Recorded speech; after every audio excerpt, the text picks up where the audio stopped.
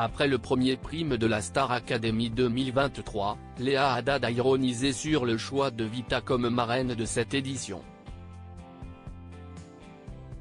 Le producteur de la star a riposté en clashant la finaliste de l'année dernière. La 11e saison de la Star Academy a débuté ce 4 novembre 2023, marquant le retour du célèbre télécrochet après la victoire d'Anisha l'année précédente. Cette édition qui compte à nouveau 13 élèves apporte quelques nouveautés, dont l'arrivée de 2 nouveaux professeurs. Les critiques sur les candidats évincés avant le début de la saison ont fait réagir la production de l'émission. Gala a récemment consacré une interview à Léa Haddad, finaliste de la saison 10, pour découvrir ce qu'elle est devenue depuis sa sortie du château en novembre 2022. Depuis sa participation à la Star Academy, Léa a considérablement évolué. Elle a consacré beaucoup de temps en studio pour enregistrer ses premières chansons, cherchant à définir sa direction artistique. Ce n'est pas facile de la trouver, sachant qu'on vient de sortir d'un télécrochet, que c'était une école, explique-t-elle, soulignant les défis de cette transition. Léa Haddad ironise sur le choix de Vita comme marraine de la Star AC lors du lancement de la Star Academy 2023 ce samedi 4 novembre, Léa a fait une apparition remarquée lors du show d'ouverture mené par David Guetta, et accompagnée des autres finalistes de la promo 2022, Enola, Louis et Anisha.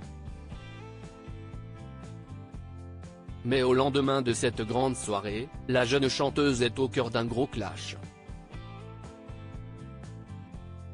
Tout a commencé par une story de Léa Haddad dans laquelle elle a reposté un tweet d'un internaute qui écrit le choix de Vita et James Blunt comme marraine et parrain de l'édition 2023.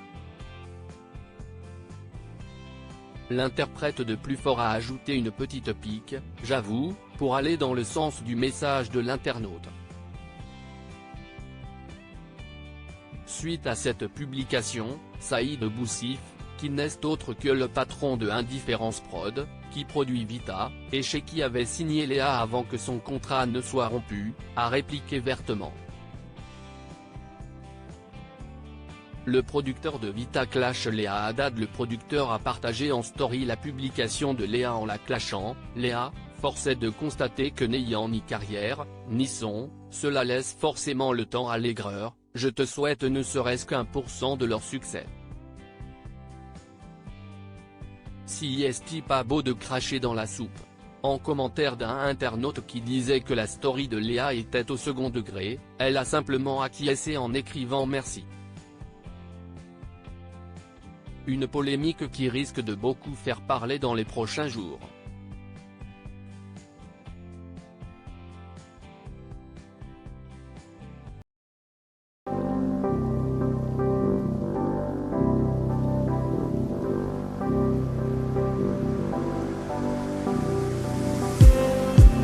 Just